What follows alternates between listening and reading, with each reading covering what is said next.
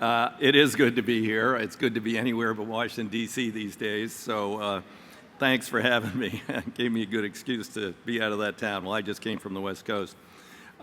Despite the turmoil, I do have hope that we can still move on a transformative 21st century surface transportation bill. Much of what we've done in the past has really just been iterations of the Eisenhower plan. Now, that was an incredible gift to the nation, and then transit, of course, was added in during the Reagan administration. We really, a lot of the base policies haven't changed very much over that time. And it is time now to look forward into the 21st century and have a reauthorization bill that moves us in that direction. Defossilization of transportation being the largest single contributor to carbon pollution in the United States, building and rebuilding a system that will be resilient. We'll be using new materials for much of it. And transit is going to play an absolutely key role in my authorization. Now, I'm not going to give you a top line number today, but I do know that you have about a $100 billion backlog just to bring transit up to a state of good repair, which is critical. You lose riders when you lose dependability. You all know that. They can't afford to go to the transit stop, whether it's bus rapid transit, light rail, and then be told, oh, sorry, it's broken down. You're going to have to take this bus or go this other way. And people, their lives are too hectic. So bringing it up, what we have up to a state of good repair is critical, and that'll be a critical part of the bill. But also building out new and innovative transit options for people to build more ridership and help people to get out of their single occupancy vehicles. It's been, I can't even exactly remember. I guess it would have been back around safety. The last time that Democrats held the pen when we were drafting a surface transportation bill would have been very early in my career. You've had, over the last couple of decades, a lot of status quo funding. You've had proposals on the other side of the aisle, one of my former chairmen, to actually eliminate transit funding. That didn't go very far. And then a lot of efforts to make it transit cheaper, not better. Resistance to fixed route transit. Those days are gone in this bill, I'll tell you. Now, I'll tell you a little bit about what I want to do. Obviously, we have to better align federal law to serve the interests of the rider. There are impediments in your authorizations and statute that actually do that. One of the big issues is frequency. Longer people have to wait, more likely they're going to divert and not take the transit.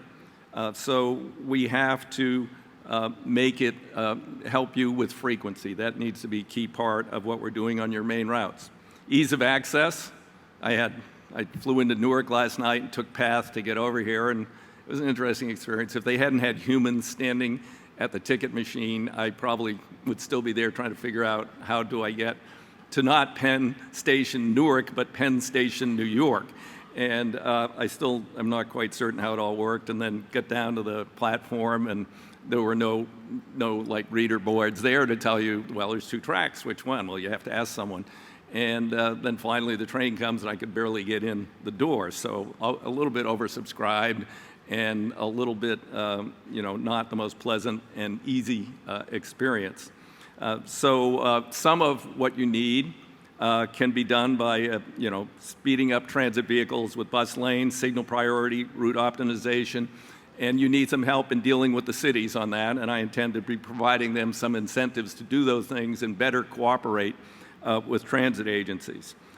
Then I'm also supportive of expanding the STIC program, Small Transit Intensive Cities, which rewards smaller cities who provide great transit. As I said before, I'm happy to have any input on any of these. I was just handed by Ward McCarriger, who used to be my counsel for many years. He just handed me the position statement on reauthorization just before I came on stage, so I haven't read it yet. But hopefully we're in some significant agreement. I will read it on Amtrak down to DC tomorrow. The Trump administration really delayed SIG grants for a couple of years, and it's taken actually an effort, and it's been supported on both sides of the aisle, to get that program back on track.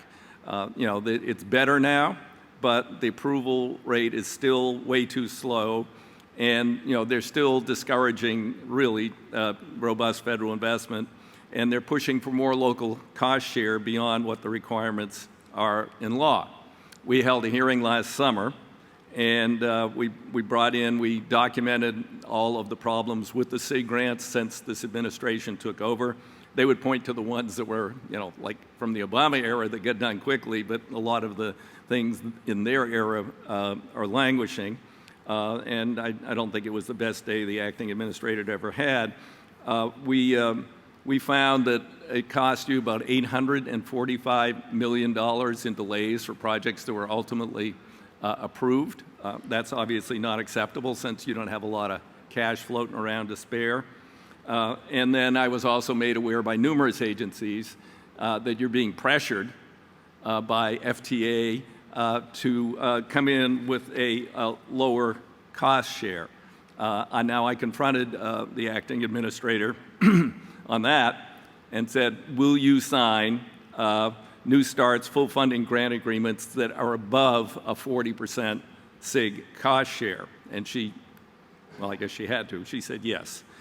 So if any of you are having trouble and they're trying to push that number up, get in touch with my staff and we'll go back and lean on them again. And the SIG process itself is burdensome. And it's like the State Department of Transportation doesn't have to demonstrate a lot to add highway capacity, and highway construction is eligible under core formula programs, and states move ahead on a reimbursement basis. Transit should be treated the same way. Therefore, I support, and this, I guess, is in your principles, your reauthorization principle to streamline the SIG approval process. And I think it's really important, the FTA has to be certain that local project sponsors are building good transit projects. We don't want failures. But once we get to that point, let's get them built. Let's not drag our feet. I also want to provide for more transit-oriented development opportunities for transit agencies. I know you want to do smart planning and investment around stations, boost ridership, and I'm going to look for ways to provide incentives for that. Not to neglect buses. In the past, I've said that, we need to work together to find a solution for bus funding that works for all of you. In the House bill, you'll see a restoration of some of the bus funding cuts from past reauthorizations. And I want to establish a process where both large and small transit agencies are no longer competing against each other for scarce dollars. Your needs are vastly different. Therefore, you should each have your own pot of funds. Third, I'm looking for a streamlined bus procurement process that will incentivize agencies to minimize customization of buses, speed up the process of bus procurement. I want to make it easier to buy buses, and I want you to get more bus for every dollar you spend. And finally, I intend to end the FTA practice of withholding apportionments when Congress passes a short-term continuing resolution. FHWA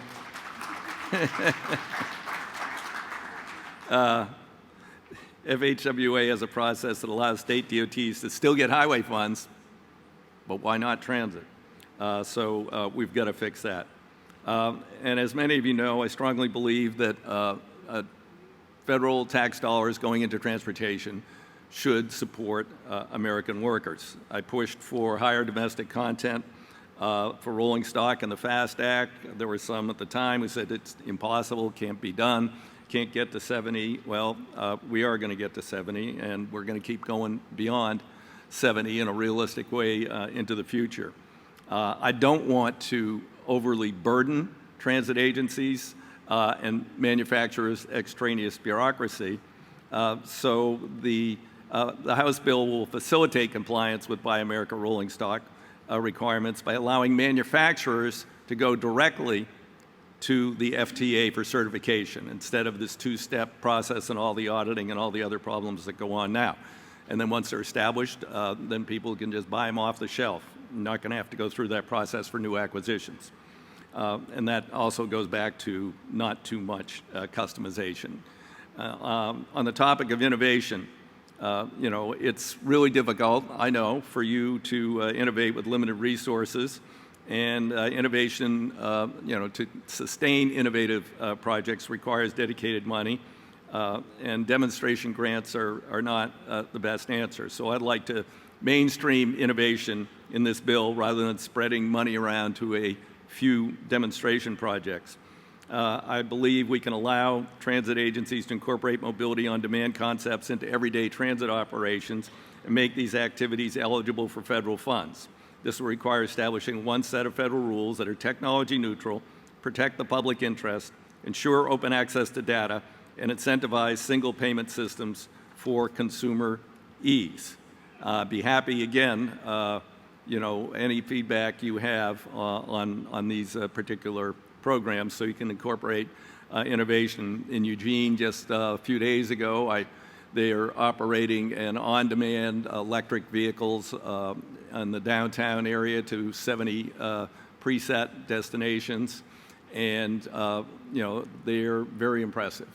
And thus far, the experiment seems to be going well. You want to be using these innovations to feed your networks. When I took the committee to Europe, in Berlin, the local transit folks, or it's the Metropolitan Transit, there had partnered with a company that designed an app, and anywhere in Berlin or the suburbs, it knows where you are and you click on where you want to go. It'll immediately give you, they were going to launch this in June, I was there in May. I assume it was successfully launched. It'll give you every potential option to get there, how long it'll take, how much it'll cost, and then any fares that are involved you can buy with one click. That's what we want to be doing everywhere, hopefully in the not too distant future. And then, climate emissions are, as I started and talking about a 21st century transportation bill that's transformative in many ways, one being to reduce carbon pollution, put us on track for, a fossil-free fuel future in transportation. 83% of greenhouse gas emissions are from passenger freight vehicles, and we've got to figure out how to do that. In transit, obviously, one solution that is being looked at today is electric buses, or in the case of some are using hybrids to reduce pollution, but also some are going all electric.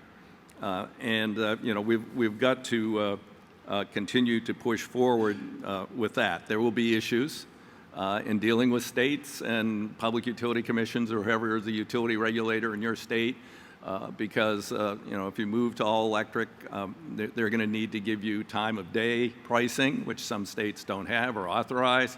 They're going to need to figure out how the substations that will be necessary to feed the electricity to your buses will be paid for, whether they go in the general rate base or whether it's something else. And I think if we make the transit agencies pay for them, that's going to really delay things and make it much less affordable. And again, I'm going to look at ways of incentivizing states to partner and work with transit agencies who want to go in this direction. I'm not choosing a technology at the moment. I'd say electric looks the most promising, but in Eugene, actually, my local utility district, we had a little demonstration this summer with a hydrogen car, and we have surplus renewable electricity in the Northwest. In fact, my local utility just had to pay a lot of money to get out of a wind contract because they didn't have anything to do with the power. But what they're thinking of doing now is, it's a very simple device that we saw there, is cracking water to produce hydrogen with basically free power, surplus power, and you're creating a totally sustainable fuel source. And so there's a question, and California, of course, is looking both at hydrogen and electricity. We're not absolutely certain how to go, but distribution of hydrogen seems problematic. But I'm not going to choose a technology, not going to force you to choose a technology, but we want to move in that direction, and I look forward to working with you as we confront all these new challenges. So thanks very much for having me here today.